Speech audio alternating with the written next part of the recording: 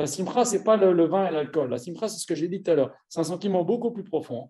Savoir qu'on fait ce qu'Akadosh Baruch Hu nous a demandé, on est bien dans nos baskets, on joue le rôle pour lequel on est venu sur terre. Vous savez, quand quelqu'un il n'est pas dans la Torah, un juif qui n'est pas dans la Torah, il y a toujours quelque chose, sa neshama à l'intérieur qui gigote, qui fait qu'il se sent mal.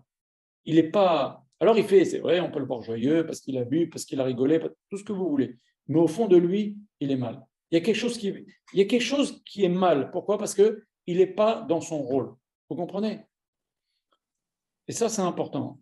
Mais bon, il y a des gens qui masquent cela avec justement, avec des bêtises, avec des excès, avec de la drogue, avec je ne sais pas quoi. À la fin, on entend combien de vedettes se sont suicidées. Juifs, que Dieu préserve. Combien de gens très riches, juifs, se sont suicidés? Parce que leur vie, elle a finalement, une âme juive, elle a des aspirations. Et si elle ne les réalise pas, eh ben, ils sont à un vide colossal à l'intérieur de lui. Et combien de déprimes, et combien. Bon, alors on ne va pas s'étendre là-dessus, mais ceci pour vous dire, la simcha, ce n'est pas toutes ces choses-là. OK? Et le Ram, il n'arrête pas de le dire. Une synagogue, ce n'est pas fait pour le Shabbat, boire des alcools forts, etc. Voilà. S'il y a une Seudat de mitzvah, on boit un petit peu, Mazal Tov, pour on boit beaucoup plus, d'accord, mais il faut savoir se tenir. Voilà.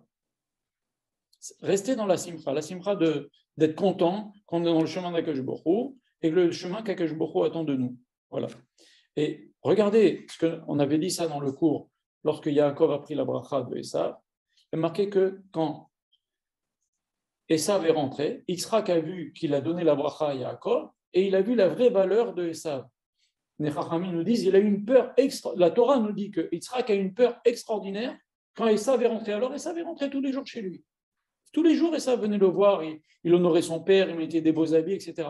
Et voilà que quand il a donné la bracha à Yaakov, il a senti l'odeur du Gan Eden, il a béni, et voilà que maintenant que quand Esav rentre, il a une peur terrible. Et nos Chachamim discutent, est-ce qu'il a eu plus peur à ce moment-là ou au moment du sacrifice, quand il y a eu le sacrifice d'Israël? Chachamim nous disent, il a eu encore plus peur au moment où Esav est rentré. Rachid nous dit, il a vu le Gehinam sous ses pieds. Alors pourquoi? Parce que toute sa vie, Yitzhak, Kaviachol, s'est trompé en pensant que c'était bon de donner la bracha à Esav. Et là, il s'est rendu compte que, heureusement que Yaakov a fait tout ça, et c'est pour ça qu'il a dit, d'ailleurs, Gamba Ochriye, très bien, il a bien fait de prendre la bracha. Il s'est rendu compte que, heureusement que Yaakov est venu prendre la bracha. C'est Yaakov qui sont le Gan Eden, c'est Yaakov le tzaddik. Et lui, il avait d'autres calculs de donner à Esav, on en avait parlé dans le cours, mais se rendre compte qu'on s'est trompé, c'est ça qui fait peur. C'est ça qui fait très, très peur. Et vous savez, le contraire, le Rav aussi il parle souvent ça, il dit le contraire de l'amour, c'est pas la haine, c'est la peur. Bon, on pourra en parler de ça